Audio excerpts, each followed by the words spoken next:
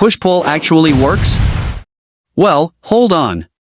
Take a look at these two contrasting cases. One person acts distant, and the other person gets obsessed. But another person does the exact same thing, and it just ends. No texts, no closure, just gone. Strange, right? Same behavior, opposite outcomes. Why the difference? Today, we answer one question. When does push-pull actually work and when does it fail? Let's be honest for a second. You've delayed a reply on purpose. You've held back from texting first even when you wanted to. Maybe you said I'm busy when you were actually free. But why did you do it? To not seem too desperate? To look more attractive? That's a feeling, not a reason. And if you don't understand the why, you're not doing push-pull, you're just being cold. And people don't stay around cold people for long. Most people think, if I push away, they'll pull closer. That's only half true. It works on some, but for others, it's a reason to leave. The difference? Whether they feel a sense of, I might actually lose this person. If that feeling exists, push-pull works. If not, it's over. Psychologist Jack Bram ran an experiment with two toys. One was within reach, the other behind a transparent barrier. The result? The kids wanted the blocked toy much more. This is reactance theory. When our freedom is restricted, we want it more. In dating, when you create distance, they think, wait, am I losing them?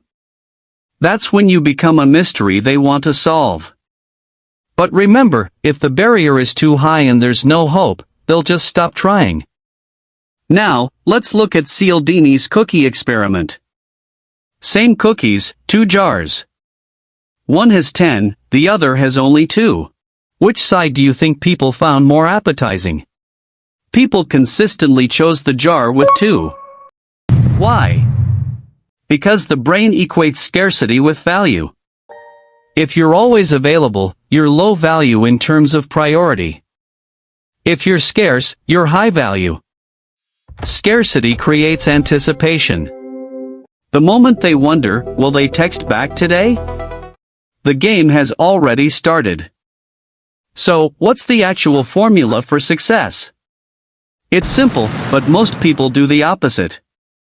First, start by being genuine. If you're cold from the start, they won't even try. Plant a seed of certainty first with a simple, I had a great time today. Then, create space. That's when the curiosity kicks in. Second, don't disappear for too long. Push-pull is about distance, not disconnection.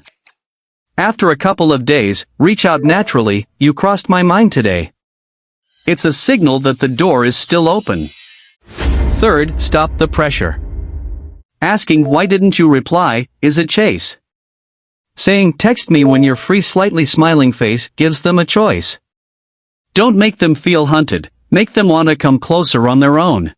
Let's wrap it up. Push-pull isn't a trick to manipulate people. It's about timing, possibility, and creating anticipation.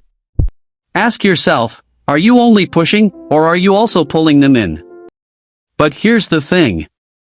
Some of you might do everything right and still feel like your love life is a mess. Why do I keep dating people who make me miserable? Why does every relationship end the exact same way? If this sounds like you, the problem isn't your technique, it's likely your attachment style. Depending on whether you're anxious or avoidant, you might be magnetically attracted to the very people who hurt you most. The shocking reason why we repeat the same painful patterns over and over? We'll dive deep into that in the next episode. This is Love Game Lab.